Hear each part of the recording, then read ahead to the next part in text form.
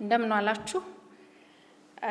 ዛሬ የተገናኘነው ማብራሪያ በሚያስፈልገው መንግስት የአካሄድ ወይም በአሰራር ስርዓት ውስጥ ሙስናና ብልሹ አሰራርን እንዲሁም የወንጀል አካሄዶችን በተመለከተ ከህዝብ ለቀረበለት ከህዝብ ጋር ሲወያይ ስርዓቱ ላይ ቼክ ብታደርጉልን ብታዩልን እንደዚሁም ደግሞ ወርዳችሁ ብታረጋግጡልን ብሎ ህዝብ በጠየቃቸው የአገልግሎት መስጫ ማዕቀፎች ሁሉ ራሱን በመፈተሽ በማየት ስለወሰዳቸው የህግና ተጠያቂነት አካሄዶችና መረጃዎችን ማብራሪያ የያዘ ነው። ያው እንግዲህ ያልተገባ ሀብት፣ ያልተገባ ኃይልና ያልተገባ ጥቅም ፍላጎት የመደመር መንግስት አደጋዎች ናቸው ብሎ የመደመር መንግስት ገና ከጠዋቱ ቀይ መስመር በማስመር እነዚህን ብልሹ አሰራሮች ለማከም ለመፈተሽ እለት በእለት ደግሞ በሚደረጉ ግዙፍ የኢኮኖሚ ግንባታዎችና ስራዎች ውስጥ በቀጥታና በተሳለጠ ሁኔታ ያለ እንቅፋት ለመሄድ ያስችሉኛል ያላቸውን የህግ ማዕቀፍና ነፃና ገለልተኛ የሆኑ ይህንኑ የሚያሳልጡ ተቋማት ሪፎርም በማድረግ ነው ስራውን የጀመረው። የዛሬው መረጃችን የብሔራዊ መረጃና ደህንነት፣ የፌዴራል ፖሊስና የኢፌድሪ ፍትህ ሚኒስቴር በጋራ በመቀናጀት ስልታዊ ጥናት ያደረጉበት፣ ህጋዊ ጥናትና ክትትል ያደረጉበት፣ የተሳለጠ ፍተሻ ያደረጉበትና የህግ ተጠያቂነት አግባብን ያሰፈሩበት ሂደት ነው።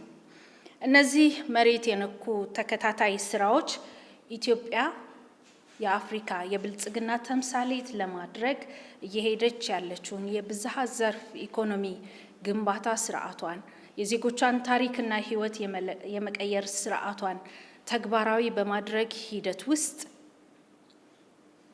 የሚያጋጥሙ እንቅፋቶችና አሜኬላዎችን በተሳለጠ የህግ አግባብ የመጠየቅ ማዕቀፍ ለማየት እንዲያስችል በሚል የተዘጋጀ ነው። እነዚህ ታላላቅ ምሳሌ ሊሆኑ የሚችሉ ግንባታዎችና ስራዎች ሲከናወኑ ሁሉም ምሳሌዎች በአንድ መስመር ይፈሳሉ ብሎ ማሰብ አይቻልም። አንዳንድ ህገወጥነትን የመፈለግ በህገወጥነት የመክበር የመፈለግ እሳቤዎችና አዝማሚያዎች በስርዓቱ እድገትና ግዙፍ የኢኮኖሚ እንቅስቃሴ ውስጥ ሲተገበሩ ይታያል። ህብረተሰቡ ማስተያየት ይሰጣል። ከዚህ ተነስቶ በትልቁ የማክሮ ኢኮኖሚክ ሀገር በቀል ኢኮኖሚ ሪፎርም ማሻሻያው ላይ የተጋረጠ አደጋ ነው አንዱ።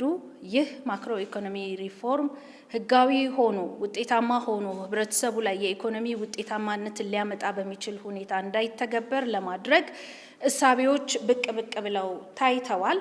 እነዚህም በልማት ድርጅቶች፣ መንግስት ተቋማት ውስጥ ባሉ ኃላፊዎች፣ በግለሰቦችና በነጋዴዎች የታዩ ናቸው። በተለይም ህገወጥነትና የሙስናና ብልሹ አሰራር ተቀናጅቶ መረብ ለመጣል መሞከር፣ አሰራርን ገብቶ እንዳይሳለጥ በማጓተት ወይም ደግሞ በትክክለኛው መንግስትና ህብረተሰቡ ሊያገኝ የሚገባውን ጥቅም በመሰወር የተጋነነ ዋጋና የተጋነነ የኢኮኖሚ ጫና እንዲፈጠር በማድረግ ህብረተሰቡ ላይ ምሬትን መጫንና ህብረተሰቡን ማሳቀቅ እንዲጮህም ማድረግ ዓላማና ታሳቢ ያደረጉ ሂደቶች ናቸው። ከዚህ ተነስቶ አንደኛው እንደ ምሳሌ የምናየው በንግድ ስርዓቱ ላይ የሚታይ ነው።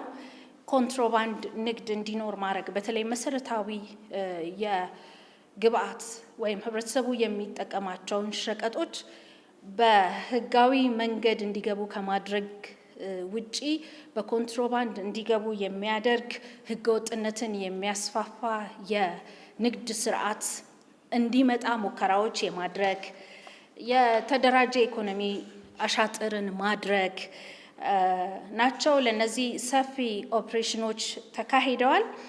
መንግስት በዚህ ድርጊት የተሳተፉ አካላትን በመለየት ሰፊ ጥናት ከተደረገ በኋላ የፍጆታ እቃዎች ላይ በተለይ ከፍተኛ የተጋነነ ዋጋ እንዲጨመር ማድረግ፣ የውጭ ምንዛሪ ለዚህ ተብሎ የተዘጋጀን በተገቢው ያለመዋልና የዋጋ ንረት እንዲፈጠር በሚያደርጉት ላይ ህዝብን በዕለት ተዕለት የኑሮ ላይ ጫና እንዲሰማው የሚያደርጉ የተጋነኑ ዋጋዎችን ማድረግ ብቻ ሳይሆን ከገበያ ላይ የምርት እጥረት እንዲከሰት በመጋዘኖች ውስጥ ክምችቶችን በማድረግ ከህዝቡ መደበቅና ለተጋነነ ዋጋ ህብረተሰቡ እንዲጋለጥ የማድረግ አዝማሚያና ትግበራዎችን ነው በሰፊ ኦፕሬሽን የያዘው። በዚህም ላይ ከ7,000 በላይ የሆኑ የንግድ ተቋማት፣ ግለሰቦች፣ ሱቆች እና መጋዘኖች የህግ እርምጃ ተወስዶባቸዋል፣ እንዲዘጉ ተደርገዋል። የእርምት እርምጃም ተደርጎ ጥብቅ ቁጥጥር በመደረጉ ምክንያት አሁን ባለው ሁኔታ ማሻሻያዎች ኖሮ እርምጃዎቹ ውጤታማ ፍሬ እያሳዩ ይገኛሉ። ሌላው የፋይናንስ ተቋማት ህገወጥ የገንዘብ ዝውውር እንዲነካኩ ማድረግ ነው። ይህ ማክሮ ኢኮኖሚ ማሻሻያው ላይ ከፍተኛ ጫና ይኖረዋል።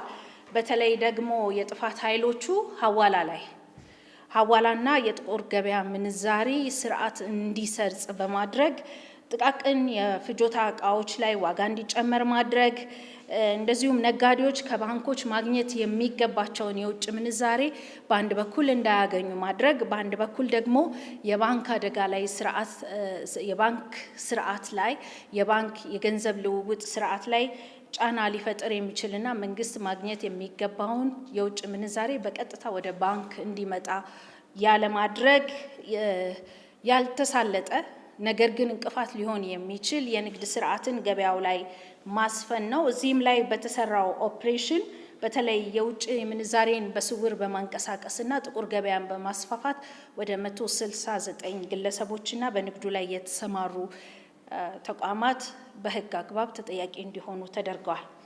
ሌላው የተደራጀ የሳይበር ኔትወርክን በመጠቀም ወንጀልን መፈጸም ነው። ይህም እንደዚሁ በፋይናንስ ተቋማት ላይ ለመተግበር የተሞከረባቸው ሁኔታዎች አሉ። ገንዘብ በመቀነስ ወይም በማጭበርበር ከግለሰቦች አካውንት ለመውሰድ መሞከር፣ እንደዚሁም ኤቲኤም ማሽኖች እንደዚሁ በማጭበርበር ለመውሰድ መሞከር፣ ክሪፕቶ ከረንሲ መተግበሪያዎችን እንደዚሁ ያለ ፈቃድ በኢትዮጵያ ውስጥ እንዲሰሩ በማድረግ ግለሰቦች አካውንት ላይ ጫና የፈጠሩ ተቋማት እንደዚሁ ያለ ፈቃድ ክሪፕቶ ከረንሲን እዚህ የተገበሩ ተቋማትም ጭምር በህግ አግባብ ተጠያቂ ተደርገዋል። ሌላው ሀገር በምትልካቸው ምርቶች ውስጥ በታማኝነት የሚሰጣቸው በገበያው ሂደት የሚያገኙትን የውጭ ምንዛሪ ገቢ በቀጥታ ወደ ሀገር ውስጥ ከማስገባት ይልቅ የማሸሽ ስራ ውስጥ የተጠመዱ አላግባብ ጥቅም የሚፈልጉ ነጋዴዎች ላይ የሚታይ ነው። ይህም ኢኮኖሚውን በትልቁ ይጎዳል። ስለዚህ እዚህም ላይ ሰፋፊ ኦፕሬሽኖች በመስራት ጥብቅ ተጠያቂነት እንዲሰፍን ተደርጓል። ሌላው ከኢኮኖሚ ጉዳቱ በላይ ማህበረሰባችን ላይ የማህበረሰባዊ ቀውስ በማምጣት ከፍተኛ አዝማሚያ ያሳይ የነበረው የቤቲንግ ቤቶች አዝማሚያ ነው። ይህ ያለ ፈቃድ ከብሔራዊ ሎተሪም ሆነ ከስፖርት ተቋማት ከንግድ ቢሮ ፈቃድ ሳያገኙ ቤቲንግ ቤቶችን ማከናወን ነው። ይህ እንደ መንግስት እና እንደ ማህበረሰባችን ላይ ከፍተኛ ቀውስ የሚያሳድር ለኢኮኖሚ መቃወስ የሚዳርግ እንቅስቃሴ ነው። እዚህም ላይ እንደዚሁ ከፈቃድ ውጪ መንቀሳቀሳቸው ብቻ ሳይሆን ያለውን ማህበረሰባዊና ኢኮኖሚያዊ ጫና በማየት ቤቶቹ እንዲዘጉና ህጋዊ እርምጃ እንዲወሰድባቸው የተደረጉ ናቸው። ፈቃድ ሳያወጡ በበየነ መረብ እንደዚሁ ህገወጥ ስራን ከነዚህ ቤቶች ጋር በማያያዝ ይሰሩ የነበሩ ተቋማትም እንዲዘጉና ህጋዊ ተጠያቂነት እንዲሰፍንባቸው ተደርጓል። እነዚህ አካላት እንግዲህ ህጋዊ ግብርን ወይም ህጋዊ ፈቃድን የመሸሽ አዝማሚያ ነው አንዱ በሀገር ኢኮኖሚ ላይ። ሁለተኛው ዜጎችን በከፍተኛ ደረጃ ከመበዝበዝ አልፈው ያልተገባ ስርዓት ልምምድን በማህበረሰባችን ላይ በማለማመድና በማስረጽ ጫናቸው ከፍተኛ ነው። ስለዚህ እዚህ ላይም እንደዚሁ ይሄው የተቀናጀ ግብረ ኃይል ጥናቶችን በማድረግ ከሀገር ኢኮኖሚና ከዜጎች ደህንነት ጋር ያለውን ጫና በማየት ህጋዊ ተጠያቂነት እንዲሰፍን ተደርጓል። ሌላው እንግዲህ ውስብስብ የፋይናንስ ወንጀልን ለማስቆም መንግስት ባደረገው ጥብቅ ክትትል 36 ህገወጥ የቤቲንግ ድርጅቶችን እንዲዘጉ ተጠያቂም እንዲሆኑ ነው ያደረግነው። ከዚህ ሁሉ ባለፈ እንግዲህ በሀገራችን ኢኮኖሚ ውስጥ ከአምስቱ ብዝሃ ዘርፍ የኢኮኖሚ ፒላሮች ወይም ምሰሶች አንዱ የሆነው የማዕድን ዘርፉ ነው። የማዕድን ዘርፉ እያሳየ የመጣው የሀገር ውስጥ የውጭ ምንዛሪ እድገት የምታውቁት ነው በኢኮኖሚ ውስጥ። ከዚህ ባለፈ ይሄን ዘርፍ ለመጉዳት በሚችል መልኩ ህገወጥ በሆነ መልኩ የሚደረጉ እንቅስቃሴዎች ናቸው። የወርቅ ሽያጭና ወርቅ ላይ ያለው ህገወጥ ዝውውር ነው። እዚህ ላይ የሚታየው እንግዲህ ሀገራችን ትልቅ የውጭ ምንዛሪ የምታገኝበት ዘርፍ ቢሆንም ወርቅ በቀጥታ ወደ ብሔራዊ ባንክ መጥቶ ህጋዊ ልውጥ ከማድረግ ይልቅ ወደ ኮንትሮባንድ ንግድ እንዲገባ በማድረግ ይሄንን በማሳለጥ ከሀገር በማሸሽ ድለላ ውስጥ በመግባት ሀገር ማግኘት የሚገባትን ጥቅም እንድታጣ የሰሩ አካላት ናቸው። ይህንንም በተደራጀ የሀብት ምዝበራ ወንጀል ተጠያቂ በማድረግ አምራቾች፣ አዘዋዋሪዎች፣ ደላሎች ጨምሮ 138 ግለሰቦች በህግ ቁጥጥር ስር ውለዋል። በዚህም ምክንያት እዚህ ዘርፍ ላይ ያሉ እንቅፋቶችና ችግሮችን በበቂ ሁኔታ ትርጉም ባለው ሁኔታ እንዲሳለጥና ሂደቱም የተሳካ እንዲሆን ክትትል እየተደረገለት ይገኛል። ማህበረሰባችን በየዕለቱ ከሚፈልገው የኢኮኖሚ ማሳለጫ ግብአት አንዱ ነዳጅ ነው። ነዳጅ ሀገራችን በግዙፍ የድጎማ በጀት ወደ ሀገራችን ታስገባለች። በትልቁ ድጎማ የሚደረግበት ምክንያት መላው ህብረተሰብ ኢኮኖሚካል ጫና እንዳይደርስበት ሊያደርግ የሚችል ድጋፍ ማድረግን ታሳቢ ያደረገ ነው። ይህም ሆኖ ግን በአቅርቦት፣ በሎጂስቲክስ ትስስር፣ በስርጭት እና በስምሪት ስብጥር በማድረግ ላልተገባ ጥቅም የማዋል አካሄዶች ታይተዋል። መረጃው ከዚህ ቀደም ሊኖራችሁ ይችላል። ነዳጅን በህገወጥ መንገድ አቋርጦ ከሀገር ውጪ እንዲወጣ የማሸሽ፣ ከነዳጅ ማከማቻ መጋዘኖች ውስጥ ነዳጅ እንዳይኖር በማድረግ ወይም ወደ ሌላ በማዟዟር ህብረተሰቡ ላይ እጥረት እንዲፈጠር ማድረግ፣ ከዛም ገበያ ላይ ከፍተኛ የሆነ ጭማሪ እንዲያሳይ ጫናና ቀውሱ ወደ ህብረተሰብ ምሬት እንዲሄድ የማድረግ የነዳጅ ስርጭት ኮታን እንደዚሁ ለግል ጥቅም ማዋል እየታዩ ብልሹ አሰራሮች ነበሩ። በዚህ የተደራጀ የጥቅም ትስስር ውስጥ የተሳተፉ የመንግስት አካላት፣ ነጋዴዎች፣ እንደዚሁም የሎጂስቲክስ ስራ ውስጥ የተሰማሩ ግለሰቦችና ነጋዴዎች በህግ ቁጥጥር ስር እንዲውሉ ተደርጓል። ከሙስና ጸድቶ ግልጽነት ባለው መንገድ ይህ ስርዓት ባለው መንገድ ይህ የነዳጅ አቅርቦት እንዲመራ ጥብቅ መመሪያና የህግ አሰራር ወጥቶለታል። ሌላው የአፈር ማዳበሪያ ግዢ ላይ የታየው ብልሹ አሰራር ነው። ይሄ እንግዲህ ሀገራችን የግብርና ምርትና ምርታማነትን ለማሳደግ አንዱ የኢኮኖሚ ዘርፋችን ነው። አርሶ አደሩ ይህንን ግብአት በሰፊው ይጠብቃል። በሰፊው ከመጠበቁ ባለፈ በሰዓቱ እንዲደርሰው ይገባል።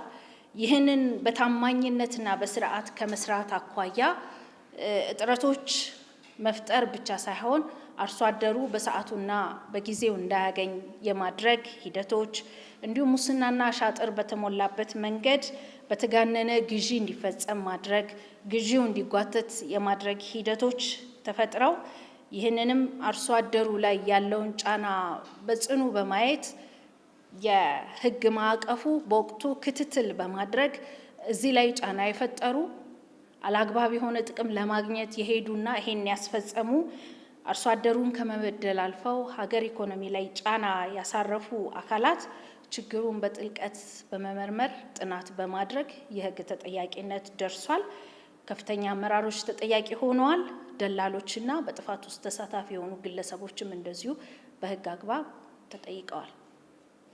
ሌላው የኢትዮጵያ ኤሌክትሪክ ኃይል አገልግሎት ነው። እንግዲህ እዚህ ተቋም ላይ ተቋሙ በልዩ የፕሮጀክት የመፈጸም አቅሞቹና እንዲሁም ተቋሙ ከዕለት ዕለት ትርፋማ ወደ መሆን የመጣበት የቅርብ ጊዜ የተቋሙ ገጽታዎች ናቸው። ያም ሆኖ አሁንም የተጋነነ ዋጋ ለፕሮጀክቶች የመፈለግ የመዝረፍ የሚመስሉ ያልተገባ ዋጋ እንዲወጣላቸው የሚደረጉ የፕሮጀክት ግብአቶችን ገበያ ላይ ለማግኘት መሞከር፣ የኃይል መሰረተ ልማት ወደ ኋላ እንዲጓተት ኃላፊዎች፣ የፕሮጀክት አስተባባሪዎችና ተባባሪ ኮንትራክተሮች በመመሳጠር ጠንካራ የኢኮኖሚ ጫና ሊያሳድር የሚችል የቅንጅት እና ብልሹ አሰራር በጥናት ተደርሶበት ኮንትራክተሮች፣ መንግስት ኃላፊዎችና በዚህ ስራ ውስጥ የተሳተፉ ግለሰቦችና ነጋዴዎች ተጠያቂ ሆነዋል። ሌላው የቅርብ ጊዜ ክትትልና ድጋፍ በማድረግ እንዲሁም ምርመራ በማድረግ ዜጎቻችን ላይ ጫና በማሳደሩ ምክንያት መንግስት ክትትልና ጥናት አድርጎ እርምጃ እየወሰደ እያጠናበት ያለው የህገወጥ ሰዎች ዝውውር ነው። በተለይ በስራና ክህሎት ሚኒስቴርን መሰረት አድርጎ የዜጎችን ህጋዊ መብትና ደህንነት ማስጠበቅ የመንግስት ትልቁ ኃላፊነት ነው።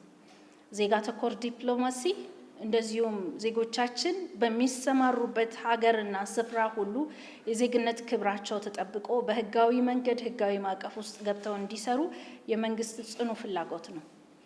ይህም ሆኖ እያለ ግን የስራ ክፍል ሲስተምን በማዛባት ዜጎች በሚያደርጉት የስራ እና ስራን መሰረት ያደረገ ከሀገር ዝውውር ላይ ህገወጥ ከሆኑ ኤጀንሲዎች ጋር ህጋዊ ሪፖርት በማስመሰል ውል እንዲፈጽሙ ማድረግ፣ ሀገር የስራ ውል ከሌላት ሀገሮች ጋር የስራ ስምሪት እንዲደረግ የሚያደርጉ ኤጀንሲዎች ጋር ውል በመፈጸም እንደዚሁም ያልተገባ ኮሚሽን ከዜጎች በመቀበል ዜጎች ላይ ኢኮኖሚ ጫና ሊያሳድር የሚችል ዜጎች ሀገር ውል ካልፈጸመችባቸው ሀገራትም ሄደው የኢኮኖሚና የስነ ልቦና ጫና እንዲሁም ኪሳራ እንዲደርስባቸው የማድረግ ህገወጥ አሰራሮችን መከተል ነው። ይህ ዜጎችን በማታለል በህገወጥ መንገድ ዝውውር በመፈጸም ወደ ውጪ የሚልኩ የውጭ ሀገር የስራ ስምሪትን የሚያመቻቹ ይህን ሽፋን በማድረግ ዜጎች ላይ ሰብአዊና ኢኮኖሚያዊ ጫናዎች እንዲደርስባቸው እድልን የፈጠሩ ብልሹ አሰራሮችን በሙሉ ጥናት በማድረግ እርምጃዎች ተወስደዋል። በዚህም 8 ከፍተኛ የመንግስት አመራሮች እንዲሁም ኤጀንሲዎችና ይህን አሰራር ሲያሳልጡ የነበሩ ደላሎች በጥብቅ የህግ አሰራር ተጠያቂ እንዲሆኑ ተደርጓል። ከዛም አልፎ ይህ ዜጎችን ወደ ውጭ የስራ ስምሪት የመላክ ስርዓት ተጠያቂነት ባለውና በጥብቅ የህግ ማዕቀፍ እንዲከናወን ስርዓት ተበጅቶለታል።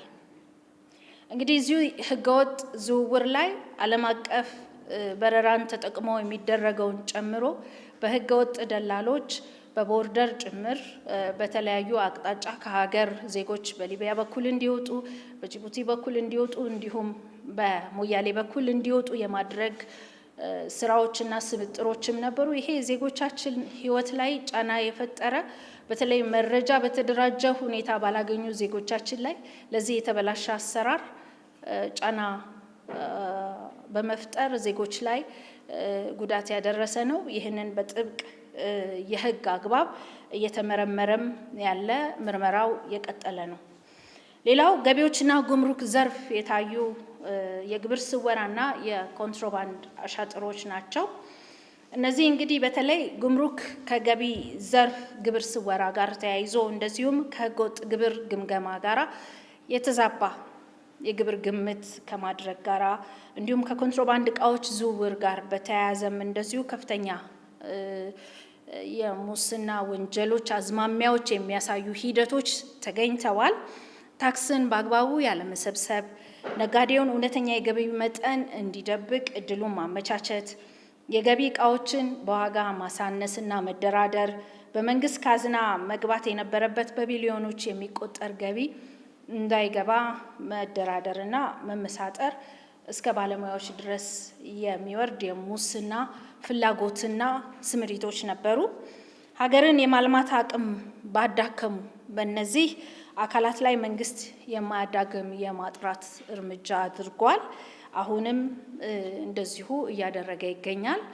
በእነዚህ የግብር አሰባሰብ ስርዓቱን ባዛቡ ወይም እንዲዛባ በርና እድል በከፈቱ ሀገር ማግኘት የሚገባትን ጥቅም እንዳታገኙ በሰሩ እና ለልዩ ጥቅም በተጋበዙ አካላት ላይ የሕግ እርምጃ ተወስዷል። አሁንም በጥናትና በምርመራ ሂደት ያሉ አሉ። በአጠቃላይ እነዚህ ብልሹ አሰራሮች፣ አዝማሚያዎች፣ ፍላጎቶችና ሂደቶች ስር ሳይሰዱ ፍላጎቶቹን በመግታት በሕግ አግባብ የማየት አሰራሮችን የማዘመን በተለይ አንዱ የኢኮኖሚ ዘርፍ የሆነው ዲጂታላይዜሽን አገልግሎት አሰጣጥ ተጠያቂነትና የስራ ስምሪት ላይ ግልጽ መረጃን በማደራጀት ጉልህ ሚና የያዘ በመሆኑ መንግስት አሰራሮችን የማዘመን ተጠያቂነትን የማስፈን ብልሹ አሰራርን ደግሞ በሕግ የመጠየቅና የማስተካከል ተደግመውም እንዳይፈጠሩ የማድረግ አካሄዶቹን አጠናክሮ ይቀጥላል።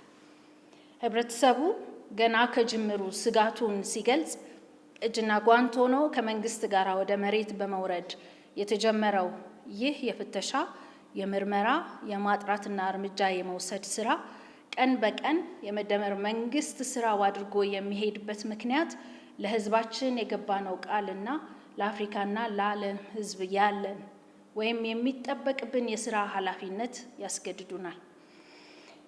እንደ ሌሎቹ ፈተናዎች ሁሉ ሙስናና ብልሹ አሰራርን በጽናት በመታገል ህብረተሰባችን መረጃን በመስጠት ላልተገባ፣ ለተዛባ፣ ለግልና ለስስ ፍላጎት በሚል በሚደረጉና በሚዘረጉ መረቦች ላይ ህዝባችን እጁን ባለመክተት መረጃዎችን በተዘረጉለት መስመር ጥቆማን በመስጠት ትብብሩን እንዲቀጥል መንግስት አሁንም ጥሪውን ያስተላልፋል።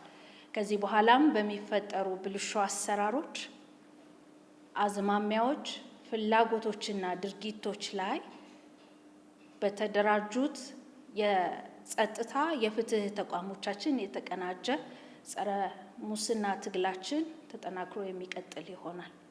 አመሰግናለሁ።